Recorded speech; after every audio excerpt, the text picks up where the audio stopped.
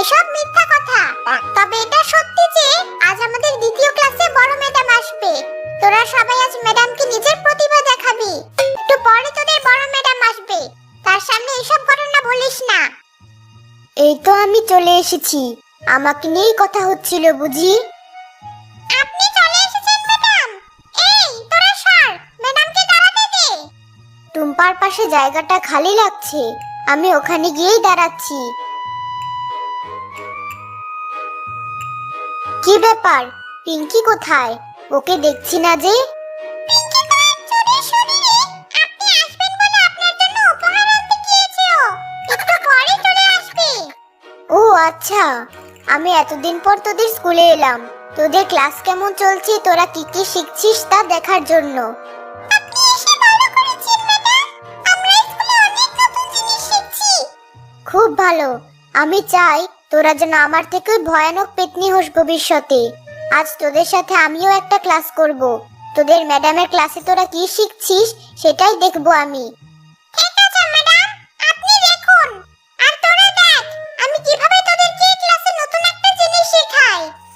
কিন্তু ম্যাডাম, বড় ম্যাডাম কি আমাদের জন্য কোনো খাবার-দাবার আনেননি? তিনি কখন সেই খাবারগুলো আমাদেরকে দিবেন? আমি তো ভুলেই গিয়েছিলাম। তোদের সবার জন্য বড় বড় ব্যাগ ধরে এনেছি আমি। আয়, একে একে তোরা সবাই ব্যাগগুলো নিয়ে যা। পেতনিরা একে একে বড় ম্যাডামের কাছ থেকে ব্যাগগুলো নিয়ে আসতে থাকলো।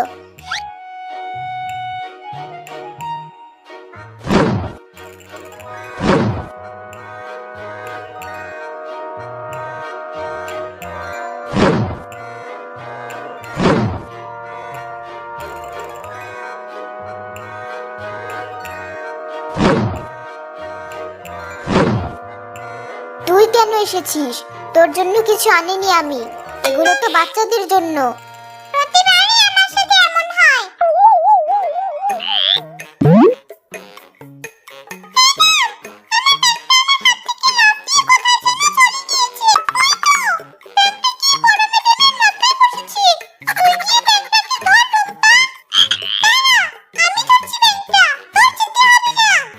করছিস কি তোরা?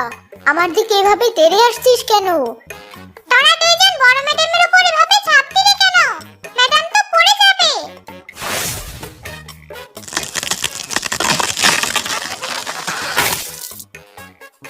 বড় ম্যাডাম পড়ে ব্যথা পেয়ে কাঁদতে থাকলো।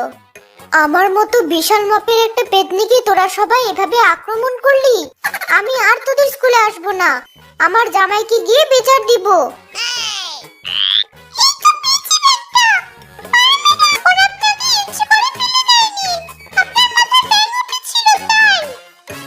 তোদের কাউকে ছাড়বো না আমি। আমার জামাইকে নিয়ে আবার স্কুলে আসবো আমি। তোদের সবাইকে দেখে নিব।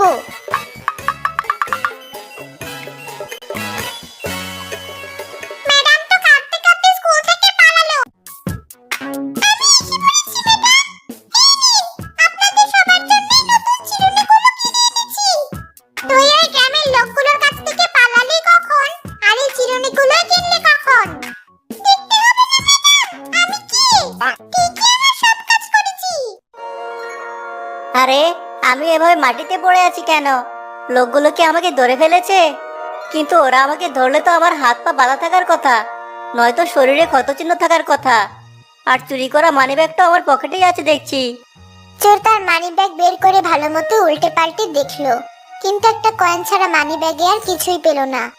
কোন বজ্জাত চোর আমার সাথে এমন করলো? একটা নিরীহ অসহায় মানুষের সব টাকা মেরে খেলো। ভালো মানুষের সাথে এমন করার শাস্তি একদিন বিধাতা ঠিকই তাকে দিবেন।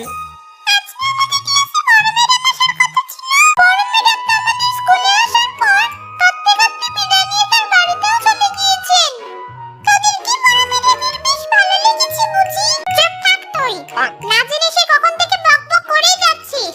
ম্যাডামের উপর ওরা সবাই মিলে হামলা করেছিল বলে ম্যাডাম এখান থেকে কাঁদতে কাঁদতে বিদায় নিয়েছে। ম্যাডামের জামাই খবর পেলে আমাদের যে কি অবস্থা করবে সেটাই ভাবছি আমি। এত চিন্তা করা বাদ দিন ম্যাডাম, নয়তো পরে আবার আপনার প্রেসার বেড়ে যাবে। শেষ ক্লাসে আমাদের নতুন কিছু শিখিয়ে আজকের মতো ছুটি দিয়ে দিন।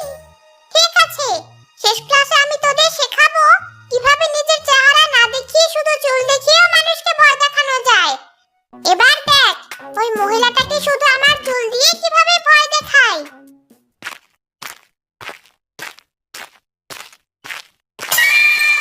কাছের ডালে রুক্ষ শুষ্ক চুল ঝুলে আছে কেন? কে এই বেচারি, যার চুলের এত করুণ অবস্থা? এই, তুই আমার সামনে আমার চুলের বদনাম করছিস? জানিস আমি আমার চুলের কত যত্ন করি? আমি রূপচর্চা সম্পর্কে অভিজ্ঞ একজন ব্যক্তি। তোমার চুলের জন্য আমি এই তেলটা ব্যবহার করতে বলবো, তাহলে তোমার চুলও আমার চুলের মতো প্রাণবন্ত আর উজ্জ্বল হয়ে যাবে।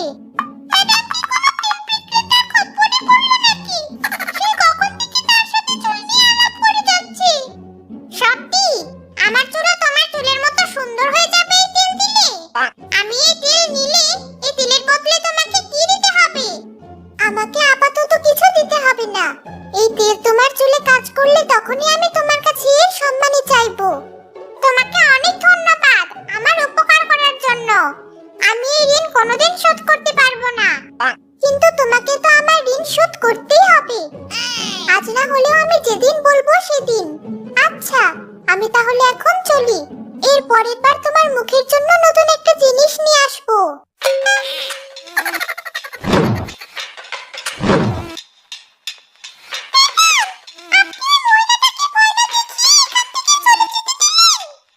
তোরা দেখলি না ওই মহিলাটা আমাকে কত দরকারি একটা উপহার দিল?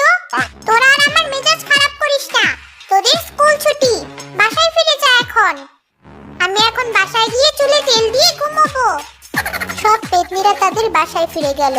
পেতনি ম্যাডামও তার বাসায় ফিরে গেলেন।